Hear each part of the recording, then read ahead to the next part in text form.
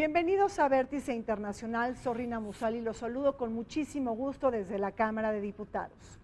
Hoy les presentamos un programa sobre la cumbre extraordinaria de la OTAN en Bruselas, una cita a la que asiste por primera ocasión Donald Trump, el presidente de Estados Unidos, Theresa May, la primera ministra del Reino Unido, pero también el futuro presidente de Francia, Emmanuel Macron. Hoy analizamos los flancos de la inseguridad colectiva global, la relación tormentosa entre Donald Trump y la OTAN, así como los disgustos de Vladimir Putin frente a esta alianza euroatlántica.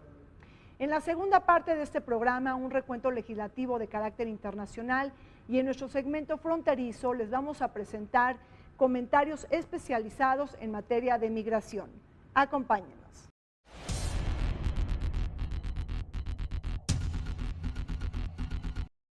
Durante las pasadas elecciones presidenciales, Donald Trump reprochó que muchos de los países miembros de la OTAN no destinasen al menos el 2% de su Producto Interno Bruto al gasto militar, tal y como lo plantea la Alianza Atlántica. El 16 de enero de 2017, a 4 días de tomar el poder, los periódicos The Times del Reino Unido y Bild de Alemania publicaron una entrevista concedida por Trump en la que calificó a la OTAN de obsoleta al considerar que, pese a ser muy importante, ésta ha fracasado al no ocuparse del terrorismo, además de denunciar que 5 países están cargando con todo el peso económico de la alianza, pues los demás no pagan lo debido. Tales declaraciones generaron una ola de reacciones por parte de los mandatarios europeos, que animaron a la unión de las 28 naciones que conforman a la Organización del Tratado del Atlántico Norte. Aludida, la canciller alemana Angela Merkel afirmó que los europeos tienen su destino en sus propias manos, mientras que el entonces presidente de la República Francesa, François Hollande, aseguró que Europa no necesita de consejos ajenos para decirles lo que deben de hacer. Semanas después, en el día 83 de su mandato, el presidente de los Estados Unidos se desdijo sobre sus críticas a la OTAN, alegando que ya no era obsoleta. Tal manifestación la expresó el 12 de abril de 2017 al recibir en la Casa Blanca al secretario general de la organización, Jens Stoltenberg. En el marco de su primera gira internacional que lo lleva a países como Arabia Saudita, Israel, el Vaticano e Italia, el presidente estadounidense Donald Trump acude el 25 de mayo de 2017 a la cumbre de la OTAN con motivo de la inauguración de sus nuevas instalaciones en Bruselas, Bélgica. Entre los temas de la agenda de la reunión están la toma de decisiones para reforzar el papel de la alianza en la lucha antiterrorista, así como plantear el incremento y reequilibrio de los gastos de defensa entre los aliados europeos y los Estados Unidos. La OTAN celebra una cumbre extraordinaria entre jefes de Estado y de Gobierno en Bruselas. Esta es la primera cumbre a la que acude Donald Trump, el presidente de Estados Unidos, Theresa May, primera ministra del Reino Unido, y también Emmanuel Macron, el candidato no convencional que se impuso en la segunda jornada electoral en Francia. Este liderazgo que pretende refundar la Unión Europea junto con su par alemana Angela Merkel. Por otro lado, no olvidemos que este fue el mensaje contundente de la visita de Emmanuel Macron a Berlín, es decir, en caso de resultar necesario, habría que modificar los tratados fundacionales de la Unión Europea, pero también trazar una hoja de ruta para insertar a la Unión Europea en la dinámica del siglo XXI. Francisco, Donald Trump visitará Bruselas para participar en la cumbre extraordinaria de la OTAN. El presidente de Estados Unidos, que ha cambiado poco a poco su conceptualización de la OTAN y su pertinencia para el mundo occidental.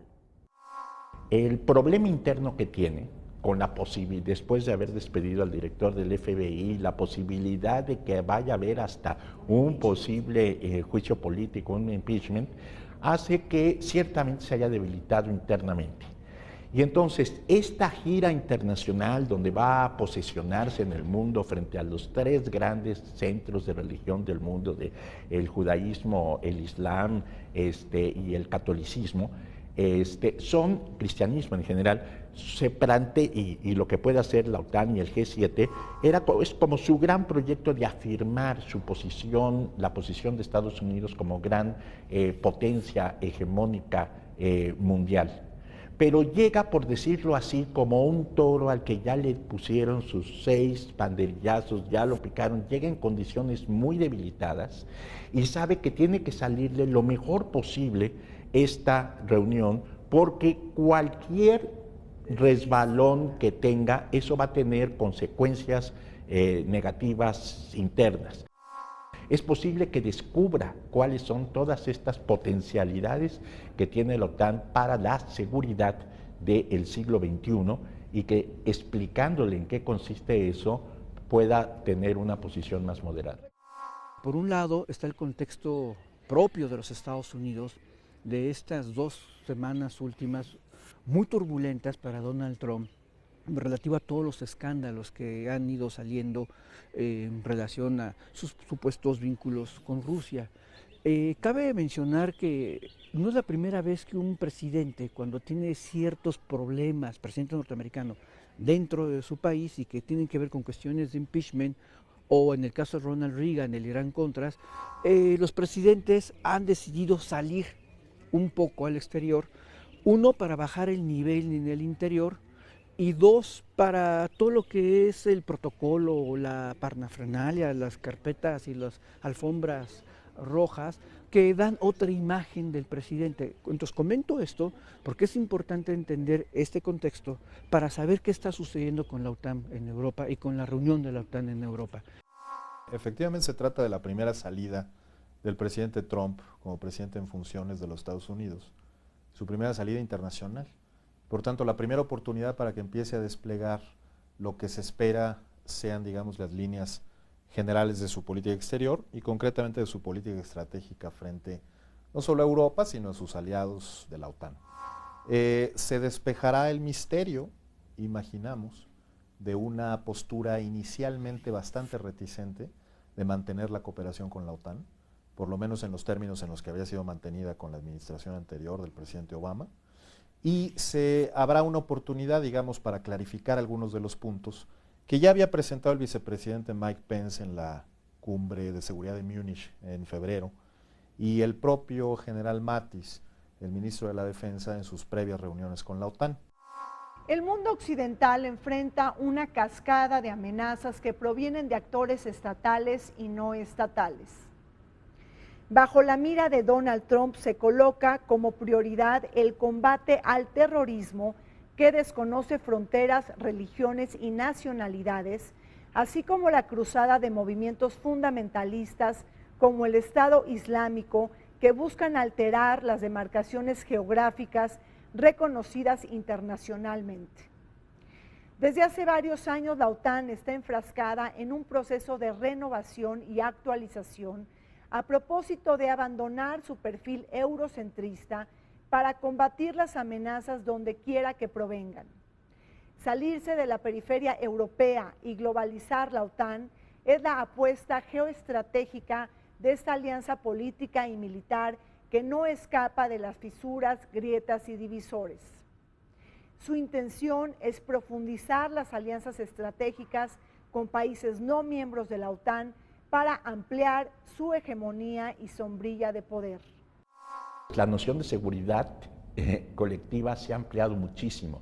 No solamente tiene que ver ya con posibilidades de defensa militar, que es como se creó originalmente en abril de 1949 la OTAN, sino que ahora hay muchísimos otros aspectos que implican, muy brevemente, pues el gran riesgo de ciberataques, la posibilidad de que se puede paralizar a un país con un ataque cibernético de una manera en que hasta hace unos 15 años solo podía ser con una intervención militar, aparte de los problemas del terrorismo yihadista y los problemas derivados de cambio climático y desastres naturales y pandemias, etcétera. Todo esto implica que la OTAN tiene nuevas funciones, nuevos retos, tiene que rediseñarse para poder afrontar todas estas cuestiones.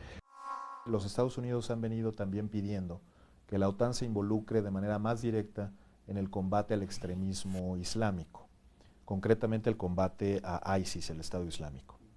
No forma parte, digamos, de las atribuciones desde la lectura más convencional de lo que significan las acciones militares de defensa de la OTAN. Por tanto, significarían un cambio casi que de doctrina y de estrategia de lo que había venido considerando la OTAN como mecanismo de seguridad colectiva.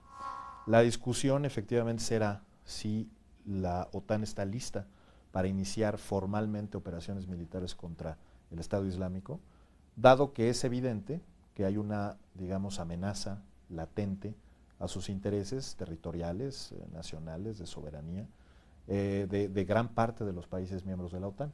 No obstante, digamos que no formaba parte, dado que se trata de actores no estatales, no formaba parte, digamos, de la acción militar más sustantiva de la OTAN. La Unión Europea apenas hace unas semanas, bueno, una semana quizá, sacó un documento ya acerca de lo que significaría un nuevo concepto de defensa europea. Hay que aclarar algo. El Tratado de Lisboa no permite la operación militar común. Eso queda muy claro. El Tratado de Lisboa no permite fondos de defensa para operaciones militares. Sin embargo, y ese es el punto fino, sí se puede permitir un fondo común de defensa europea para cuestiones de operaciones militares civiles, que pueden ser reconocimiento de terreno, que puede ser patrullaje, que puede ser vigilancia aérea, marítima, terrestre, todo tipo de cuestiones que no impliquen una acción militar, una acción violenta. Eso es lo que ellos llaman un comando común no ejecutivo. Hay ahí una pequeña diferencia. Un comando común militar ejecutivo es el que estaría fuera de lo que actualmente lo permite el marco regulatorio de la Unión Europea. El desorden mundial y los focos de inestabilidad regional ponen en duda la seguridad euroatlántica. La Europa dividida enfrenta en su flanco este la amenaza expansionista de Vladimir Putin y su política de intromisión que ha vulnerado a los países bálticos y activado la preocupación en Polonia. Este último país desaparecido del mapa político durante 123 años y luego invadido por la Alemania nazi y el totalitarismo ruso en la Segunda Guerra Mundial. Mientras tanto, las naciones mediterráneas de Europa Occidental están perturbadas por la amenaza yihadista, el flagelo del terrorismo y la crisis de inmigrantes y refugiados que ha sacudido las fronteras. Precisamente la pasada cumbre de la OTAN en Varsovia incluyó medidas para patrullar los estados bálticos y desplegar grupos de batalla multinacionales en Estonia, Lituania, Letonia y Polonia. Asimismo, Estados Unidos acordó enviar 1,000 soldados a Polonia para fortalecer militarmente el flanco oriental.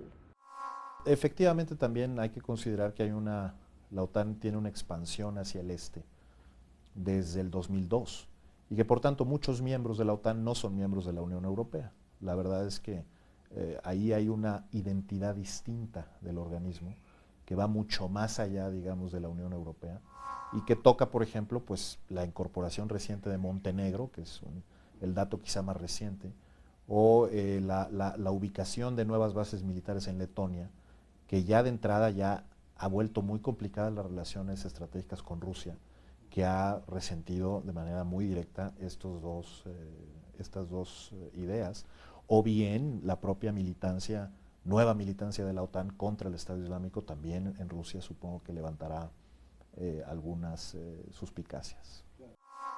Cada país miembro de la OTAN, miembro de la Unión Europea y miembro de la OTAN, tiene estas fuerzas de batalla, estos grupos de batalla, que son grupos de batalla de la Unión Europea, pero cada país es responsable de sus grupos de batalla. Ellos les suministran todo, financieros, tecnología, todo. Y aquí un poco la idea que ha estado ahí en la mesa es que pudiera haber incluso un comando ya común a todos estos grupos de batalla de la Unión Europea para cuestiones de acción rápida, un acto terrorista o cualquier otra situación de acción rápida.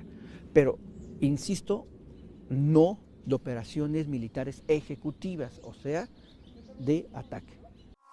Como parte de la guerra híbrida, la embestida cibernética también levanta la preocupación de la comunidad internacional.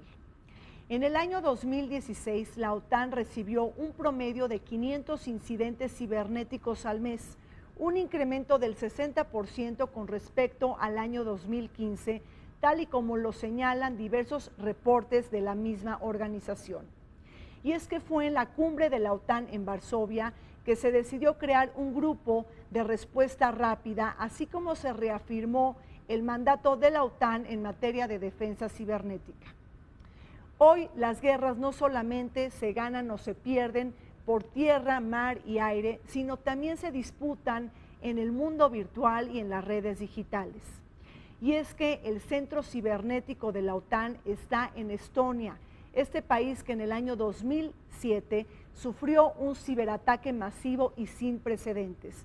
Precisamente este país que no debemos de dejar de mirarlo porque asumirá la presidencia de la Unión Europea de julio a diciembre del 2017 y llevará a la más alta esfera pública en la Unión Europea una toma de decisiones para enfrentar la amenaza cibernética. Son 600, dice el secretario general de la OTAN, Jens Stoltenberg, son 600 al mes las que atacan instituciones públicas, académicas, medios de comunicación de países miembros de la OTAN. Por tanto, eso significa un crecimiento exponencial, me parece que él justificaba algo así, el 60% de crecimiento anual de la incidencia de estos ataques. La verdad es que tienen implicaciones económicas importantes, implicaciones de seguridad, implicaciones estratégicas. La OTAN, a final de cuentas, es un organismo que funciona a partir del intercambio de información delicada, estratégica, militar, de seguridad, y por tanto le toca examinar este tema en una de sus más altas prioridades, especialmente después de que uno de sus principales aliados, Estados Unidos, aparentemente habría sido objeto de un ataque también por parte de intereses todavía no claros por parte de actores rusos. Si eso es así, pues la verdad es que creo que sí tendrá un nuevo nivel de prioridad el tema. Hay países como Francia y Alemania, precisamente por esto de la crisis, el terrorismo, la seguridad en fronteras, el intercambio de información, la inteligencia, los ciberataques, que han querido profundizar la cooperación en la Unión Europea. Esto no había sido posible precisamente por Gran Bretaña, porque Gran Bretaña argumentaba que de algún modo se podrían duplicar las operaciones o las acciones con las que propiamente lleva la OTAN. Entonces, ahora que ya se salió Gran Bretaña, ahora en el presupuesto que va a presentar la Unión Europea, por primera vez se va a presentar esta idea de un presupuesto común de defensa con un incremento importante para cuestiones de investigación, desarrollo, desarrollo militar de alta tecnología, drones, robots, todo este tipo, digamos, de infraestructura militar que estaría orientado más a lo que es la vigilancia, el control de lo que es las fronteras, la lucha contra el terrorismo. E incluso es el establecimiento de un comando efectivamente común de la Unión Europea, pero que quede muy claro, no es un comando de acción militar beligerante, sino más bien de control.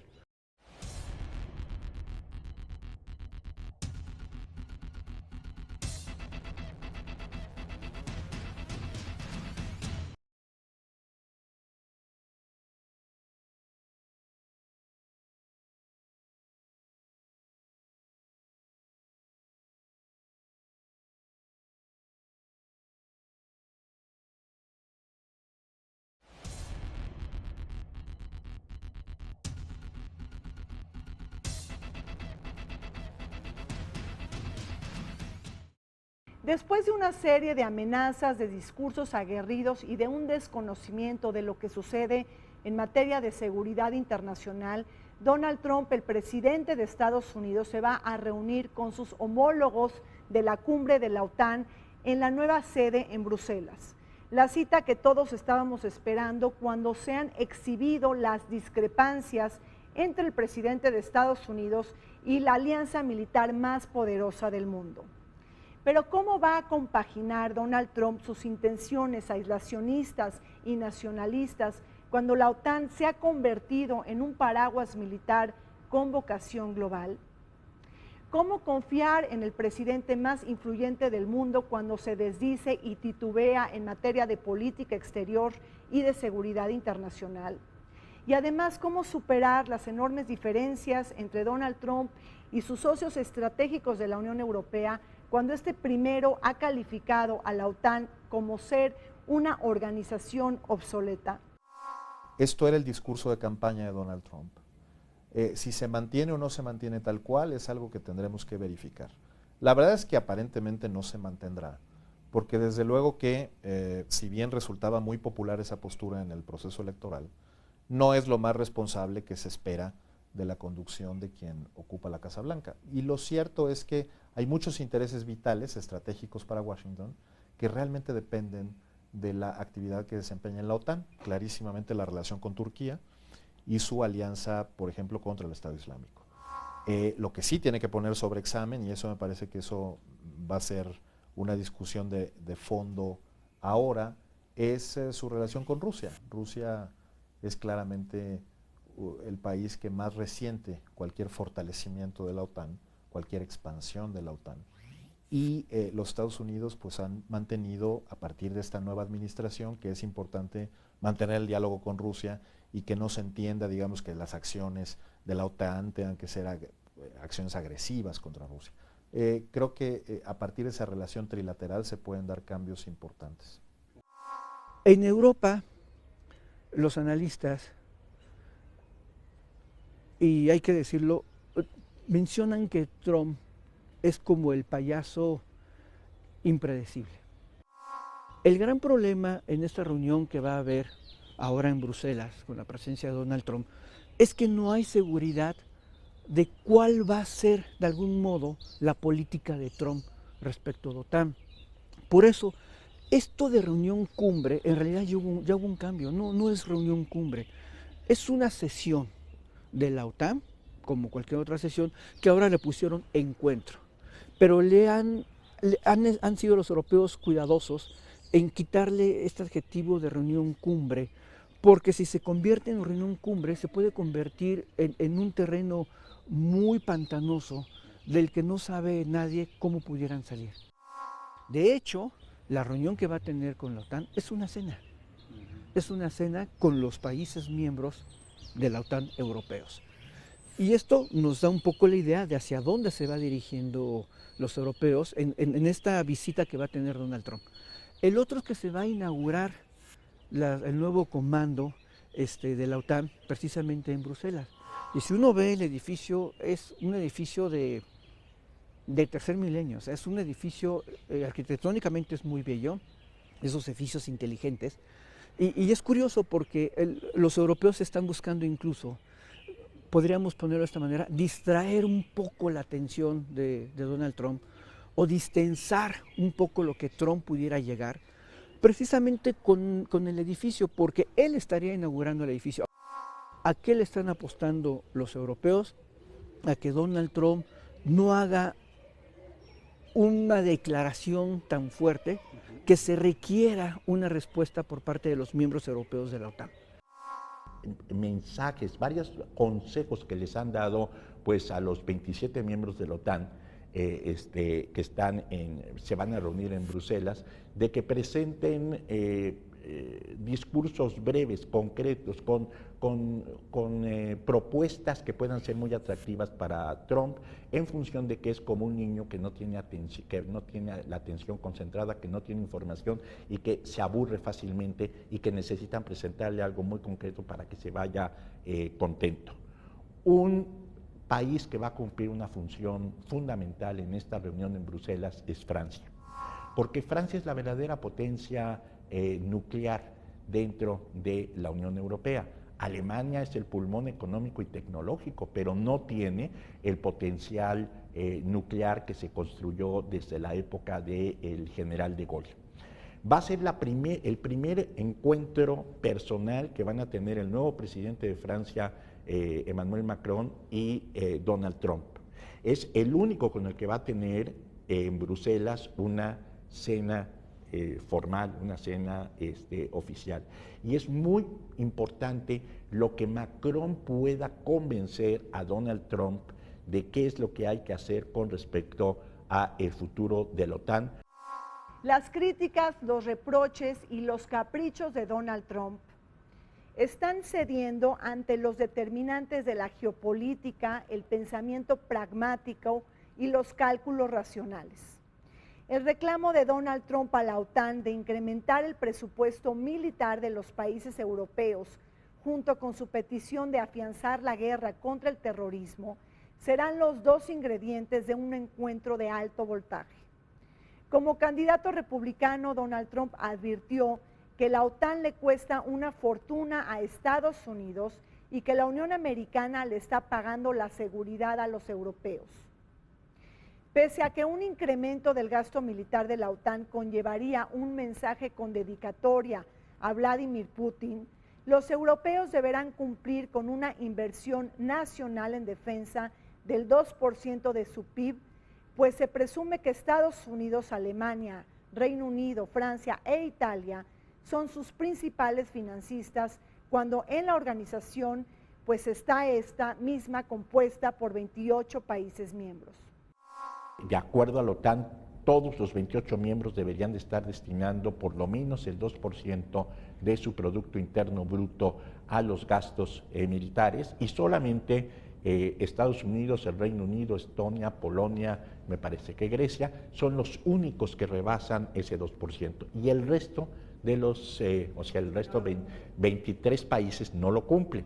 Entonces, de acuerdo a esa perspectiva, él dijo, no tenemos por qué seguir manteniendo esta organización que es inútil, nosotros vamos a tomar nuestras acciones de manera unilateral, pero una vez que llega ya a la presidencia, se da cuenta que esa cifra dura es muy engañosa, que hay muchos otros aspectos donde, así como no es tan fácil salirse del Telecán, tampoco es tan fácil decir vamos a poner a un lado la OTAN y no sirve para nada, porque cumple muchas funciones estratégicas. Es más, la posición que la República Popular China o la Rusia de Putin tienen es que a final de cuentas la OTAN es un instrumento al servicio de Estados Unidos. Sabemos que lo que hizo Donald Trump en su encuentro con Angela Merkel fue exigirle precisamente el pago de las contribuciones, que según asegura Trump son millones y millones de dólares o de euros a lo que son sus aportaciones a la OTAN. Por lo que Donald Trump considera es la seguridad de Alemania y de toda Europa. Hay tesis que señalan, bueno, mientras Estados Unidos pago por tu seguridad, el dinero que tú tienes que invertir en tu seguridad, pues lo inviertes en infraestructura, en programas sociales, en programas agrícolas, y no se vale, porque en todo caso yo estaría como subvencionando políticas tuyas, no militares, y tú tienes quien paga por tu seguridad. Que en algunos países son temas políticamente muy sensibles los que se refieren al aumento del presupuesto militar. Claramente es el caso de Alemania, que contribuye con el 1.5%. El aumento del 1.5% al 2% significaría recortes importantes en programas sociales, y justo ahora en el contexto de las próximas elecciones generales que tendrán lugar en septiembre en Alemania, pues eso sería una medida muy impopular elevar el gasto militar al 2%, dado que además respondería a una especie de imposición de los Estados Unidos o a una especie de solicitud de Washington. La verdad es que para muchos países eso es agresivo, inaceptable y por lo tanto imposible de tolerar en el corto plazo. No se trastoca demasiado el presupuesto, dado que la contribución, si bien es diferenciada, es enorme y es una organización muy rica. El punto es que si amplía su mandato y si ahora, además de todo lo que hace, también tendría que combatir al Estado Islámico en el terreno del Estado Islámico, pues la verdad es que eso aumentaría muchísimo el presupuesto necesario. Si Estados Unidos no quiere poner ese dinero, quiere que el resto de los socios de la OTAN lo pongan, pues tendrá que esperar a que para todos sea conveniente desde el punto de vista político. Si bien se mantiene el discurso de que la alianza sigue siendo muy importante, vital para los intereses estratégicos de Estados Unidos, lo que está en duda es si efectivamente se mantendrá esta posición de que mientras no incrementen sus presupuestos militares, no habrá oportunidad de fortalecer la alianza. El nivel de desconfianza que priva entre Estados Unidos y Europa ha levantado las alarmas del mundo occidental. Recordemos el rol histórico que jugó la Unión Americana como el principal garante de la Europa que emergió tras el fin de la Segunda Guerra Mundial y el orden abierto y liberal que se tejió en mancomunidad entre Estados Unidos y el viejo continente y que hoy es producto de serios cuestionamientos por parte de Donald Trump. Hasta ahora, el nuevo habitante de la Casa Blanca no ha mostrado afecto ni interés por los valores liberales y democráticos que se comparten entre socios y aliados. Por el contrario, el compromiso político del presidente con Europa va en picada al tiempo de empoderar su relación especial con Reino Unido y Theresa May, la primera ministra que ya inició los trámites para desvincular a su país de Bruselas. Sin lugar a dudas, la OTAN es el mayor órgano de seguridad y sin lugar a dudas es un organismo que está siempre en la frontera, ¿no? El término globalizado pues simplemente es Atlántico Norte. Sabemos que sin embargo se mueve hacia Medio Oriente un poco, el norte de África, pero sin lugar a dudas es el órgano de seguridad colectiva más sólido, más avanzado y que está en los temas de frontera. Pero es este acuerdo de cooperación de seguridad de Shanghái, en donde participan China, Rusia, Turquestán y otras dos pequeñas países satélite. Una alianza Rusia-China en contraposición a la OTAN, coincidiendo las posiciones del presidente de China y Vladimir. Sí, y coincidiendo las posiciones del presidente de China y del presidente de Rusia, en el sentido de que la OTAN ya es un instrumento al servicio de Estados Unidos. Han incluso recuperado la frase de Charles de Gaulle de que el verdadero rapto de Europa no lo perpetró un Zeus transfigurado en toro, robándose a Europa. El verdadero rapto de Europa lo perpetraron los Estados Unidos cuando secuestraron las políticas europeas al otro lado del Atlántico, y este argumento del general de Gaulle de los años, fines de los años 50, principios de los años 60, fue recuperado en parte por Gorbachev y está ahora siendo recuperado también en la perspectiva de Putin y de la República Popular China, en el sentido de decir, tenemos intereses en común en contraposición a lo que representa la Organización del Tratado del Atlántico del Norte. El juego de incertidumbres también se toca en la esfera de la toma de decisiones de la OTAN. El carácter mutante e impredecible de Donald Trump, su desconocimiento en materia de política exterior, pero también las simpatías que ha mostrado frente a Vladimir Putin han minado la confianza que se ha tejido históricamente entre Estados Unidos y la Unión Europea. Pero ¿será este un momento capitalizable para despertar la Europa de la defensa? Es decir, una Europa con mayores capacidades y autonomía para enfrentar las amenazas de la seguridad que sacuden a su vecindario. Y es que muchas personalidades y expertos en materia de seguridad internacional señalan que a Europa no le queda más remedio que apostarle a una Europa integrada en materia de seguridad y de defensa, y que el eje franco-alemán deberá de dar un salto cuántico para no depender de la seguridad de terceros países. Este ha sido un mensaje que resuena precisamente por el comportamiento de Donald Trump, pero también por una política exterior expansionista de Vladimir Putin. La OTAN continúa siendo el fundamento, la columna vertebral de la comunidad colectiva de la Unión Europea.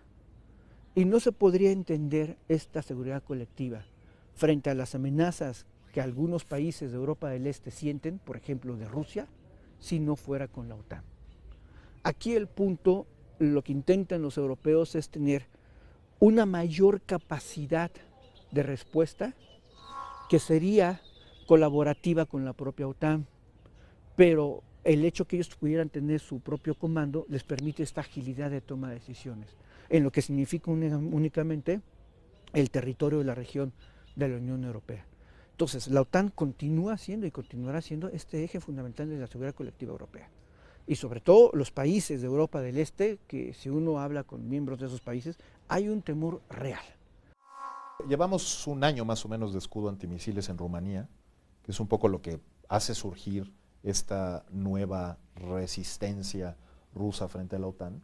Los otros eventos, los de Montenegro y Letonia, son más recientes, pero han despertado las mismas suspicacias. Hay un acuerdo de 1997 entre Rusia y la OTAN, que en principio impide que se establezcan bases militares en la frontera y que en principio implica evitar ciertas acciones hostiles o que se considerarían hostiles de parte de la OTAN hacia Rusia. Lo cierto es que la OTAN tiene ahora nuevas prioridades estratégicas y tiene, después de los eventos por todos conocidos en Crimea de hace algunos años, pues la sospecha fundada de que en cualquier momento ese pacto se puede romper y por lo tanto hay que estar preparados protegiendo los espacios limítrofes de la propia OTAN. Esto con independencia de lo que pueda opinar Rusia o los propios Estados Unidos. También cambia el mapa geopolítico, como lo mencionabas, en Europa del Este, en el Mediterráneo, países que han sido particularmente importantísimos para la configuración de los intereses estratégicos de la OTAN, como Turquía, el europeo que no quieren reconocer como europeo porque es musulmán y porque ahora tiene un dictador plebiscitario, pero en muy buena medida Turquía es un factor importantísimo en el equilibrio de balanza, lo ha sido siempre desde la época del Imperio Otomano, en el problema del Medio Oriente, y ahí tienen que ver con cuidado, por ejemplo, cómo se va a manejar el caso de Turquía, porque Putin ha demostrado tener mucha mayor habilidad para resolver de cara al problema de Siria el conflicto que puede darse entre los sunitas musulmanes de un país ya muy laico como es Turquía con los chiitas de Irán. Pero si se pudieron poner de acuerdo para poder tener una intervención más o menos con aspectos semejantes en Siria, eso fue en muy buena medida gracias al trabajo que hizo Vladimir Putin. Es algo que no ha podido hacer Trump. Trump ya jugó sus cartas a favor de los sunitas conservadores con la visita que hizo a Arabia Saudita. ¿Hasta dónde acaba Europa? Esta es una pregunta que se hace Vladimir Putin, pero también los expertos geopolíticos que miran con total desconfianza y recelo la política de puertas abiertas de la OTAN y su ampliación por el mundo. En las altas esferas del poder ruso, la globalización de la OTAN se lee como una traición a las supuestas garantías para no expandirse hacia Europa del Este después de la caída del muro de Berlín, una promesa que se pactó entre Gorbachev y Bush y que Estados Unidos ha desconocido. Y es que es la divisa de la desconfianza la que priva entre Rusia y la OTAN. Además, las manifestaciones de la política exterior de Vladimir Putin que exhiben cómo este líder está defendiendo su zona de influencia con uñas y dientes. Hablemos de los disgustos de Vladimir Putin con la OTAN. Ahí está un acuerdo entre Gorbachev y Bush, en donde se señalaba que la OTAN no podía ampliarse hacia Europa del Este, una promesa que no ha sido cumplida por los estadounidenses y que ha generado tirria y una enorme desconfianza de Vladimir Putin hacia Occidente. Uno de los puntos muy importantes que se presentó desde la década de los 90 es ¿para qué sigue existiendo la OTAN si se había creado en abril de 1949 para contener la posibilidad de una invasión de la Unión Soviética a países de Europa Occidental en el contexto de la Guerra Fría y después del bloqueo en Berlín? Pero con la perestroika, con la caída del muro de Berlín, con la disolución de la Unión Soviética y la declaración de Yeltsin de su independencia, de repente la OTAN deja de parecer de tener sentido porque pues, ya no hay una amenaza de la Unión Soviética, la Rusia de Yeltsin se pone sumamente colaboradora con Occidente y desde entonces comienza a surgir la idea de para qué va a servir. Para la década de los 90 se ve muy claramente por el conflicto en Yugoslavia que sí puede tener funciones de pacificación, y en ese contexto Rusia va a empezar a cooperar con la OTAN para tratar de tener también una voz en la forma como se va a establecer este acuerdo. En efecto, en aquel momento parte del acuerdo era que se iba a dejar un cinturón libre entre lo que era en lo que ahora es Rusia y lo que es Europa central, Europa occidental. Y el acuerdo establecía que estos países que habían pertenecido a la otrora bloque oriental de la Unión Soviética, no iban a ser miembros de la OTAN. Eso fue, digamos, la configuración del orden mundial después de la caída del bloque socialista. Sin embargo, lo que hemos estado viendo es que esto no ha sido así. Bueno, y ahora también Macedonia, todo lo que son los países bálticos, precisamente que ingresaron, y esto hay una molestia por parte de los líderes rusos en este sentido, porque consideran que se vulneró este acuerdo de dejar ese bloque de países sin pertenencia a ningún órgano militar. Yo creo que los Estados Unidos van a tratar de ser una fuerza de mediación ahora, a partir de esta nueva relación entre, positiva o no, entre el gobierno de los Estados Unidos y el gobierno ruso. Eso puede tener buenos resultados en términos de un poco desescalar el conflicto y tratar de buscar otras salidas negociadas a algo que empieza a generar desconfianza mutua cada vez mayor entre las acciones estratégicas rusas y de la OTAN. Pero además muchos otros asuntos que van más allá de lo estrictamente militar y que conforman, digamos, esta agenda de seguridad humana, seguridad ciudadana, que es muy importante tener en mente. No está la OTAN necesariamente enfrentando los desafíos militares de la Guerra Fría, sino que está enfrentando desafíos más complejos, que a veces provienen de actores no estatales, de desafíos electrónicos, de ataques electrónicos, en fin, o incluso de actores estatales todavía no exactamente identificados, ¿no? Incluso combatiendo el nacionalismo, que en cierta medida también le afectaría dramáticamente. Las relaciones de Rusia con Occidente se han deteriorado en los últimos años. El Kremlin, que mira con enorme desasosiego la expansión de la OTAN hacia Europa Oriental y que ha desplegado una estrategia de contención. El conflicto de Georgia en 2008, los intentos secesionistas de Abjasia y Osetia del Sur, la anexión de Crimea y la desestabilización de Ucrania forman parte de la respuesta global que Moscú ha confeccionado para la OTAN que comanda Estados Unidos y Bruselas. Pronto la réplica se hizo sentir cuando Rusia fue suspendida del G8, castigada con sanciones económicas, financieras, comerciales y diplomáticas, aislada por la cancelación de las cumbres bilaterales Rusia-Unión Europea, la interrupción de las negociaciones sobre la adhesión de Moscú a la OCDE y la suspensión de toda la actividad de cooperación militar y civil con Rusia.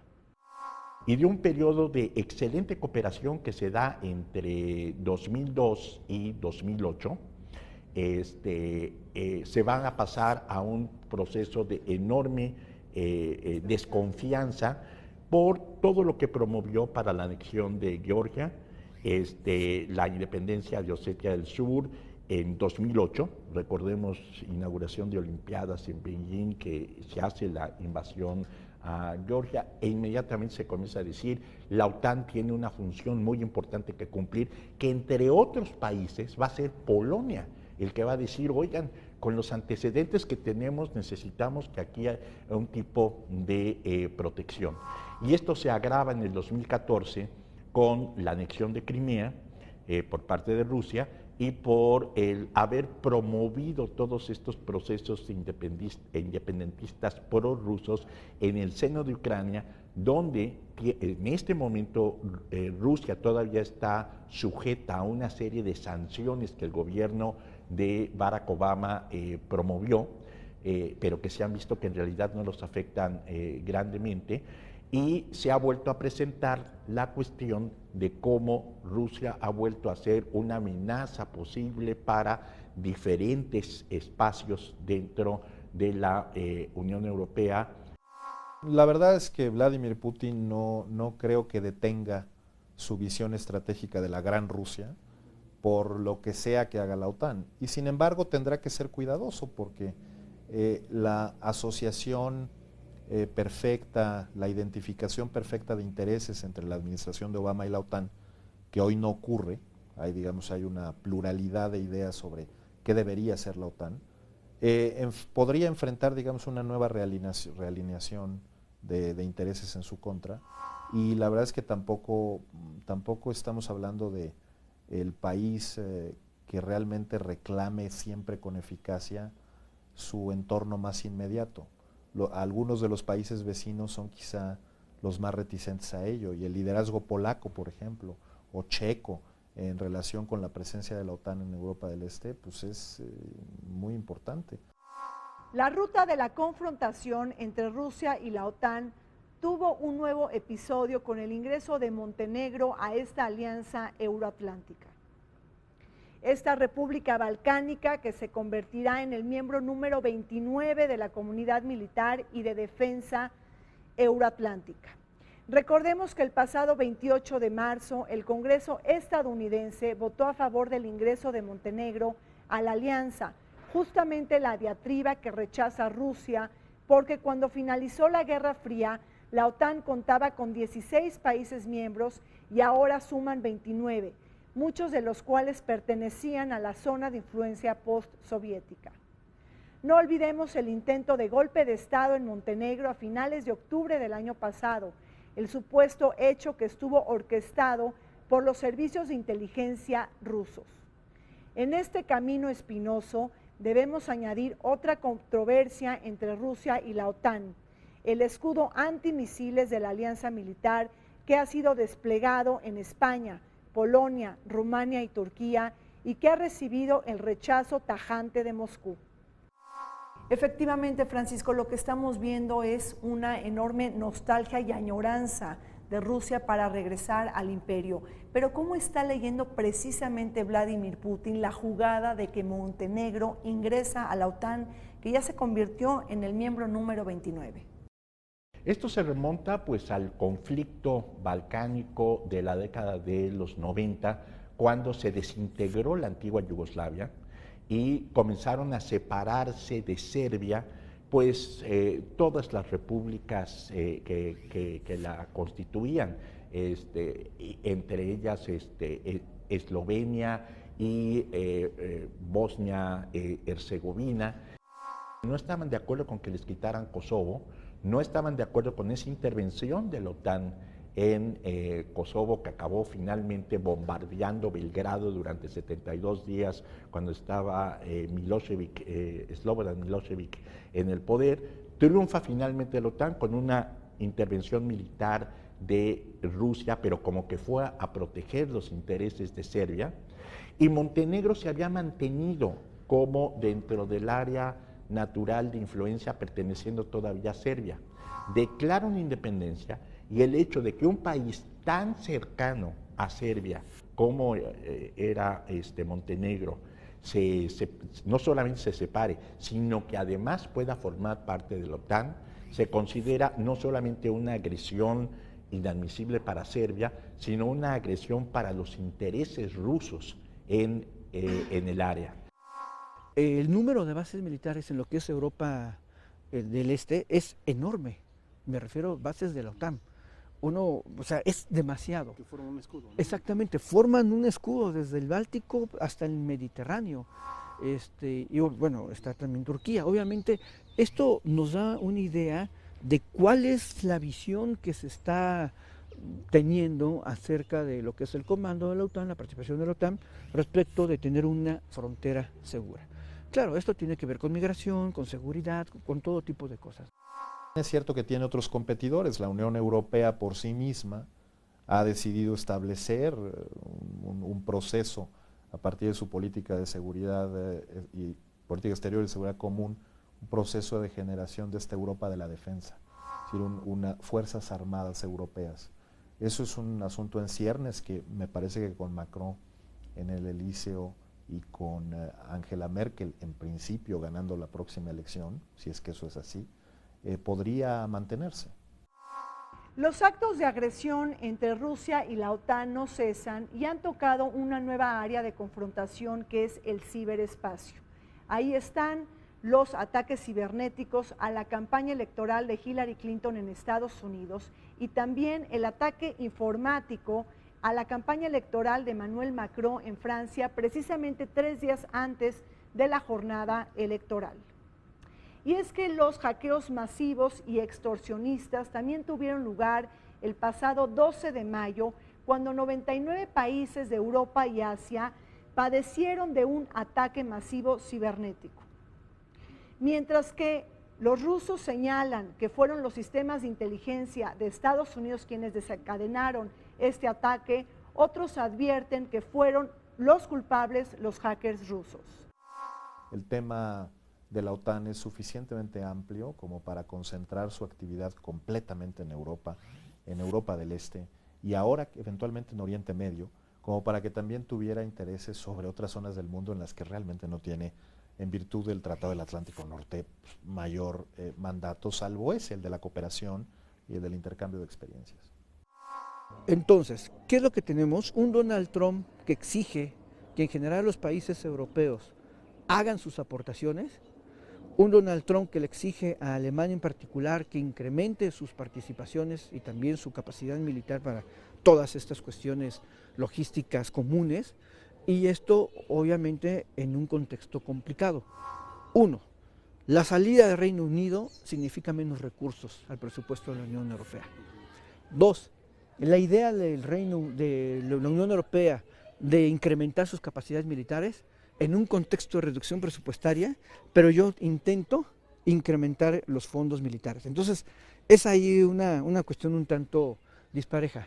Tres, ¿hasta dónde Alemania tendría que incrementar también sus capacidades militares y en qué sentido?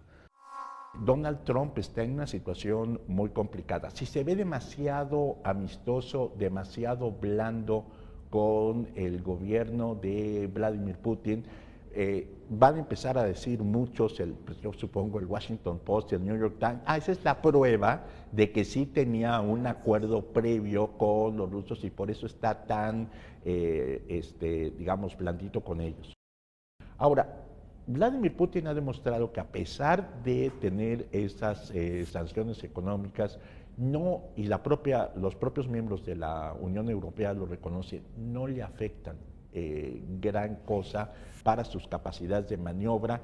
Es un gran estratega, sumamente inteligente, podrán decir villano, lo que sea, pero ha demostrado que es uno de los estadistas más geniales que hay a principios del siglo XXI, y en ese sentido, con sus recursos de maniobra táctica, muchas veces parece poner él contra la pared a la OTAN, a Estados Unidos, las coaliciones que llega a formar Estados Unidos, y simplemente con estas salidas pues muy elaboradas, como la de decirles a los periodistas y a las autoridades de Estados Unidos, si ustedes necesitan más información sobre lo que habló Trump con los rusos, yo les paso las transcripciones de mis grabaciones poniendo una enorme incertidumbre de si no está cableada la oficina oval.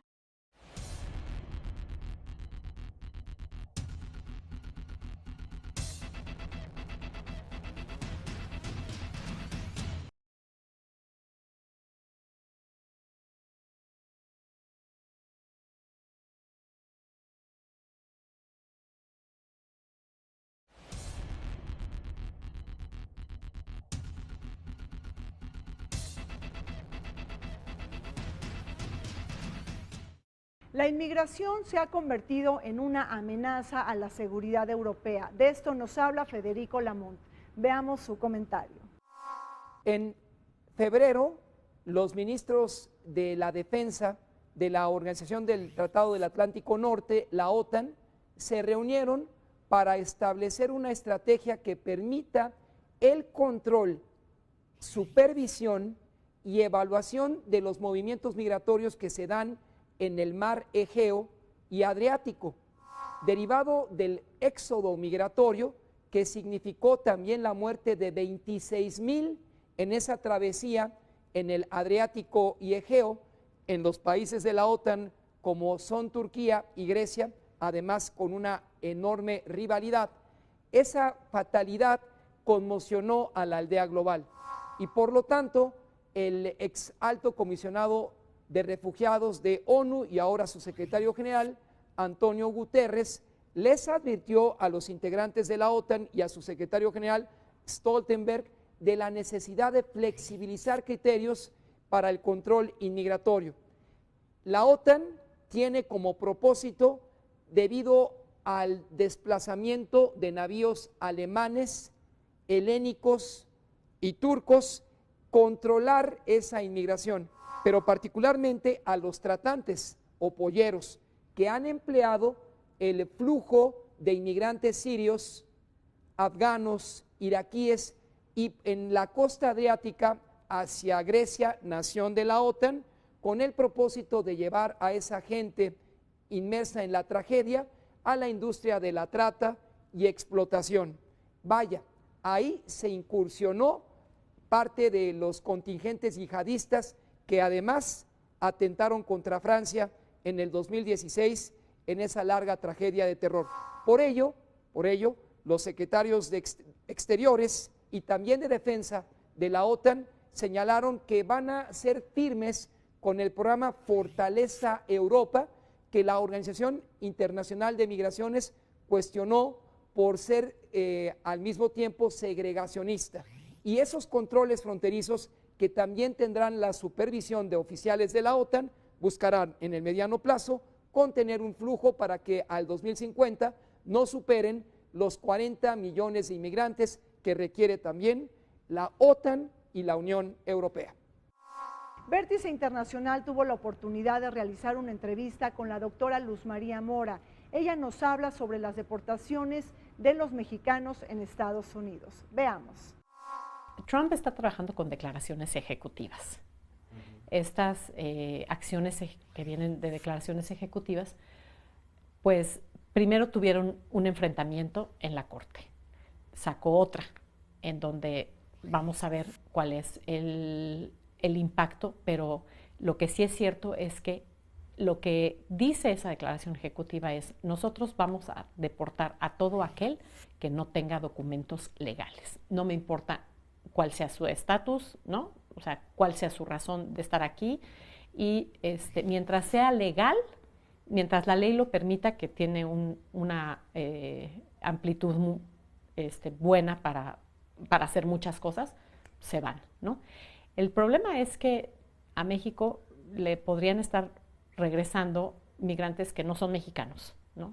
Pero con el argumento de que, bueno, entraron por México, pues haz lo que quieras con ellos, pero ahí te van de regreso. Entonces, eso es un verdadero problema para México, porque ¿cómo le vamos a hacer? Estamos en una situación de que, bueno, no voy a recibir a deportados que no me puedes demostrar la nacionalidad mexicana, pero eso nos pone en una presión enorme, ¿no? Entonces, vamos a ver qué pasa con esa declaración ejecutiva y cómo se está implementando, que ya estamos viendo que se está haciendo una implementación muy fuerte y muy activa de parte de Estados Unidos en esto. La siguiente es, efectivamente, nosotros, yo creo que como país tenemos pues la obligación de dar la mayor protección a los mexicanos que están allá, sobre todo temas relacionados con pues mexicanos que han estado trabajando, que tienen familia, que tienes un severo problema de desintegración de familias, de separación de familias, y donde creo yo que el sistema tiene sus graves deficiencias, ¿no? Porque si están trabajando los migrantes allá es porque el mercado lo necesita. Y si tienen trabajo y si tienen una situación de tener un ingreso, es porque el mercado lo tiene. Ahora, me pregunto si al mercado en Estados Unidos le interesa encontrar la forma de legalizar a esta gente, porque pues eso implica, legalizarlos implica pagar seguro social, pagar salarios decentes, no explotar al trabajador en el campo o en las diferentes actividades que los mexicanos estamos dispuestos a realizar, o los migrantes estamos dispuestos a realizar, porque no tenemos derechos, ¿no? Entonces, es un tema bien delicado que yo creo que va más allá de nada más hablar de criminalización, sino que es cómo ordenas un mercado laboral que está requiriendo, y no solamente migrantes descalificados, mano de obra que no está calificada, hay mucha migración calificada que requiere la economía de Estados Unidos para poder desarrollarse. Pero hay que tener en cuenta un dato que es bien importante y que es bien peligroso. Más del 50% de los migrantes indocumentados en Estados Unidos no son ni de origen mexicano ni de origen latinoamericano, son de otras nacionalidades, desde europeos, del Medio Oriente, de Asia, de África, de todos lados. Pero resulta que la mayoría de las deportaciones son en contra de la comunidad mexicana y latinoamericana. Ahí hay un elemento de racismo muy fuerte, que sí es, creo yo, motivo no solamente de que México como país proteja a sus migrantes a través de las cortes en Estados Unidos, sino también a través del sistema multilateral.